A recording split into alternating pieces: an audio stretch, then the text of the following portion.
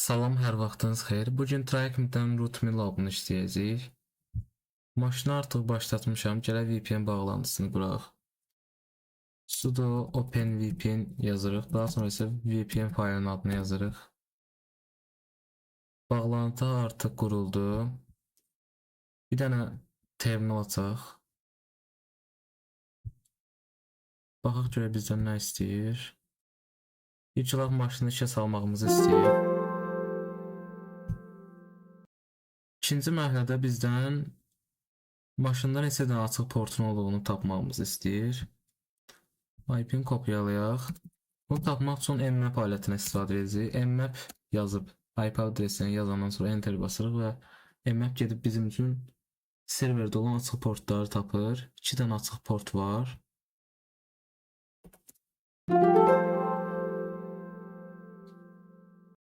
Bizdən soruşur ki, deməli, hansı Apache versiyası çalışır bu serverdə? Burada gördüyünüz kimi. Bunu eləmək üçün mmap bu dəfə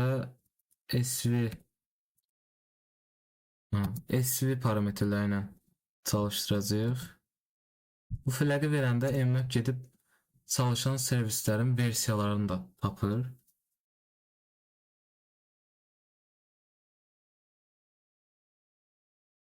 Aha, tapdı. Deməli, Apache versiyasının 2.4.41 versiyası çalışırmış. Bunu kopyalayaq. Gələk buraya yazaq. Üçüncü tapşırıqda isə bizdən hansı servisin 22-ci portda çalışdığını soruşur.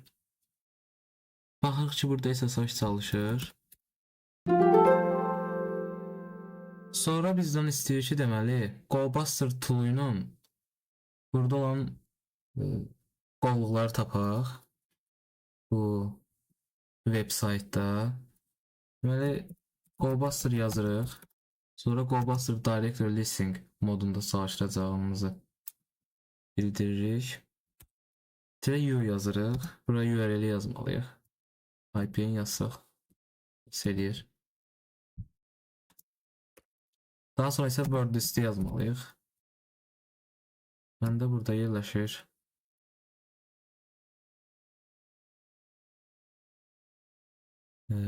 Belə deyildi. Discovery, web content. Aha. Deməli, GoBuster bizim üçün bu word listdə olan bütün sözləri bir-bir bu websayt üçün yoxlayacaq və baxıb görəcək ki, hansı müsbət cavab verirsə, onları gətirib bizim üçün bura çıxardır. Artıq 3 dənəsini tapıb.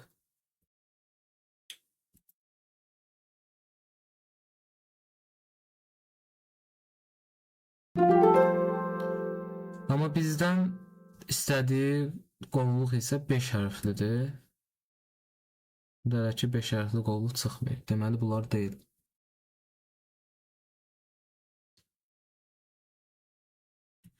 Biz o vaxta bekar qalmayaq. Gələk buradan websayta baxaq, görək bəlkə burada işə yarayan bir şey tapdıq. Burada bizi belə bir sayt qarşılayır. Burada heç ara keçid yoxdur. Artıq tapıb, qovluğumuz panel imiş. Gələk cavabı daxil edək.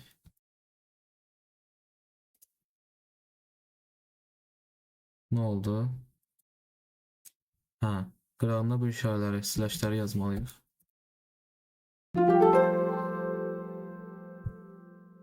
Keçək növbəti mərhələyə.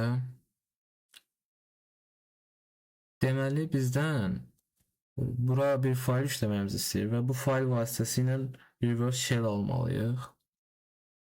İlk olaraq gələ bir panelə baxaq görək burada nə var.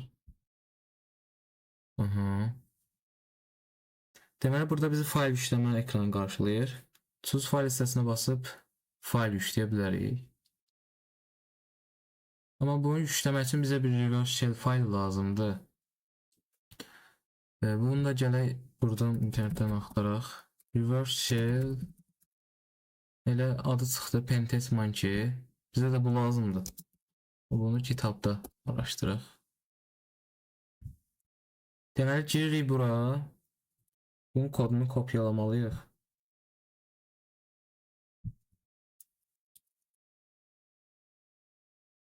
Bunu dayandıraq artıq. Lazım deyil. Deməli burada bir dənə fayl yaradaq. Adı olsun reverse shell.php. Şu kopyaladığımız kodu buraya yazaq.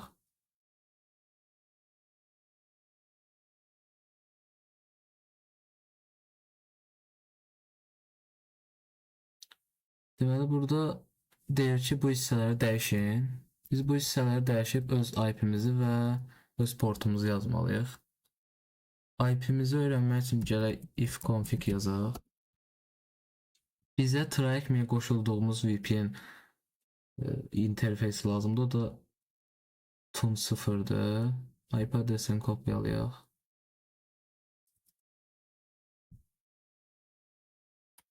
Bunu pozaq, yerinə bunu yazaq. Bura isə bizim dinləyici başladığımız portu, hansı portu yazacaqsa orada həmin portu yazmalıyıq. Ona görə gələk bura bir dənə netcat 4444 yazaq. Deməli bu nədir? Biz hal-hazırda bir dənə fayl hazırlayırıq. Bu faylı serverə atacağıq. Serverə atandan sonra bu faylı çalışdırmalıyıq. Və biz faylı çalışdıranda serverin üzərində server burada olan əmrləri icra edəcək. Bu əmrlər vasitəsilə də server bizə gəlib qoşulur. Bu bizə qoşulan zaman da bizdə bir dinləyici modda bir nəsə çalışmalıdır ki, gəlib bizə qoşulsun, yoxsa gəlib qoşulacaq, amma qoşulmağa bir yer tapmayacaq. Yəni heç nə olmayacaq. Ona görə biz netcat alətini çalışdırırıq. Netcat dinləyici modda çalışır və gələn sorğuları tutur və bizə yönləndirir. Aha, indi biz bu faylı tapdıq və içinə də öz IP adresimizlə öz portu yazdıq. İndi gələk bu faylı bu serverə yükləyək. Bizdə home'daydı. Upload'a basıb yükləyək. Belə bir yazı ilə qarşılaşırıq. Bu yazının indi tam indi hansı dildədir bilmirəm, amma təxminən başa düşülür ki, demək istəyir ki, PHP formatı dəstəklənmir. Bu nə deməkdir? Yəni serverə bunu yükləyəndə server yoxlayır görün bu faylın adında PHP hissəsi var. Yəni bu faylın uzantısı PHP-dir. Bunu görür və PHP olduğunu görəndə faylı bloklayır, qoymur işləyə. Biz bunu necə bypass edə bilərik? Gələk faylın adını dəyişək. Mılı yazaq. Faylın adını yazaq. Faylın adını dəyişək qoyaq. PHP 5. Görək işə yarayacaq bir dəfə yükləyə biləcəyim.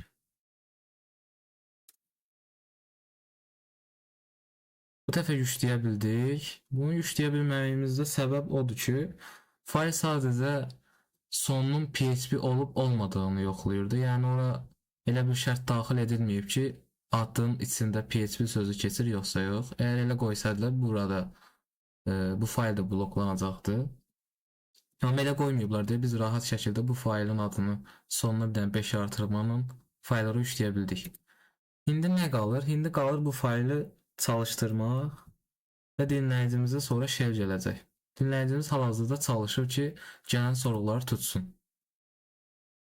Biz bunu çalışdırmaq üçün bu faylın hara düşdüyünü tapmalıyıq. Biz bayaq GoBuster'ı işlədəndə o harda işlətmişdik? Aha, burada. Burada uploads qovluğunun olduğunu da görmüşdük. Biz buradan başa düşürük ki, bu serverə nə yüklənsə, gedib uploads qovluğuna düşür. Bunun üçün gələk bura panel yox, uploads yazaq. Aha, bizim faylımız da bura düşüb. Bir dənə bunu çalışdıraq. İndi bizə shell gəlməlidir. Bizə artıq shell gəlib. Baxaq görək lab bizdən nə istəyirdi. User.txt faylını tapmağımızı istəyir. Birinci baxaq ki, biz hansı istifadəçi kimi qoşulmuşuq içəri. www data istifadəçisiyik. Bəs hardayıq? Root direktorisində, yəni Sistemin başlanğıc hissəsidir bura. Bunu Windows'dakı C qovluğuna oxşada bilərsiniz. İndi biz nə etməliyik? User.txt. Aha, bilirik ki, faylın adı user.txt-dir. Bunu tapmaq üçün find əmrindən istifadə edə bilərik. Find yazaq, sonra slash işarəsini yazırıq. Bu onu bildirir ki, bu faylı axtarmağa sistemdə ən başdan başlasın. Sonra faylın adını yazırıq. Adı user.txt-dir. Daha sonra növünün fayl olduğunu qeyd edirik. Qovluqlar olanda qovluqları keçəcək, heç onlara baxmayacaq. Bir də sonda belə bir kod əlavə edirik ki, xəta mesajlarını bizə göstərməsin.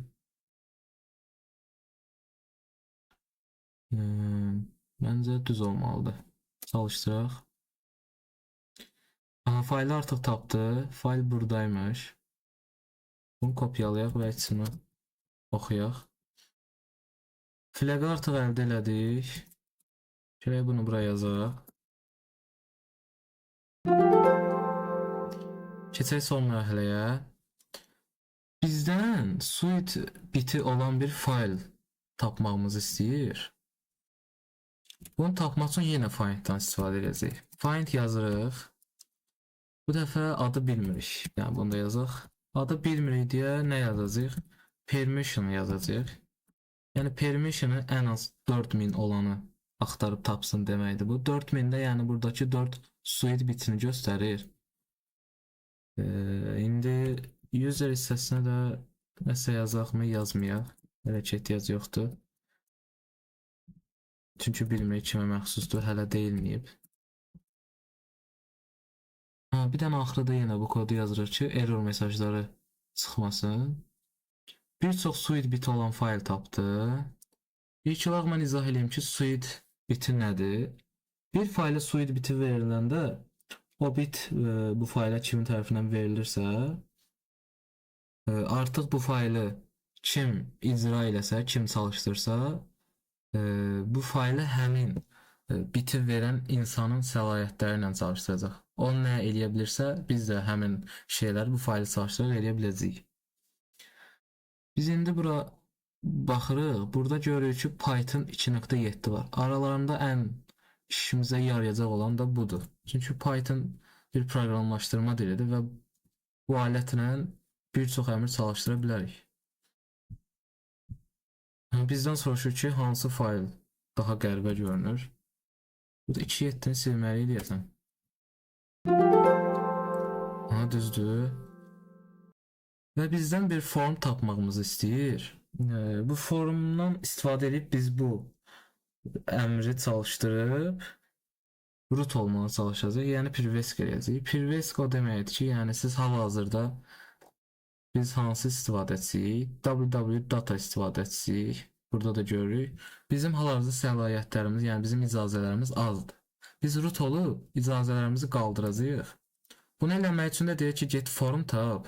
Bunun üçün GTFO bins formundan istifadə edə bilərik. Burada gəl ipucuya da bassaq, yenə GTFO bins ipucusunu verir bizə. Gəlirik bura GTFO bins yazırıq. Sonra burada filtr hissəsində axtardığımız komandı yazırıq. Bizə Python lazımdır. Və Pythondan shell alacağımıza görə shell'i seçirik. Shell hissəsi buradadır. Gələk burada suite'i seçək. Çünki biz suite bitindən istifadə edib root olacaq. Bunu kopyaladıq. Gələk yapışdıraq. Burada SH-dır. Burada bizə 5 olsa daha yaxşı olardı əslində. Burada onu dəyişə bilirəm və dəyişirəm. Belə idi. P. Məncə düz olmalıdır. Bir tane buradakı dırnağı bağlamalıyıq.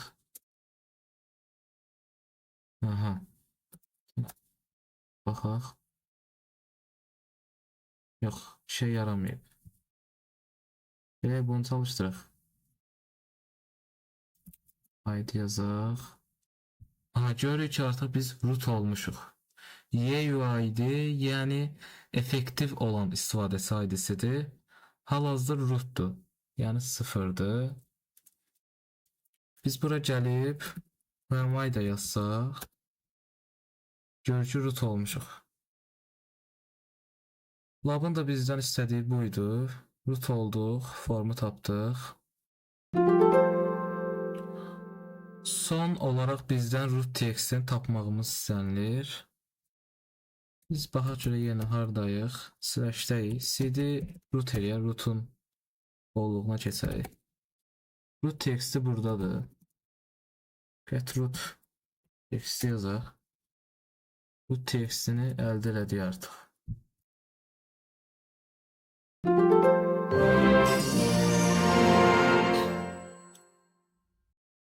Labı artıq bitirdik. İzlədiyiniz üçün təşəkkürlər.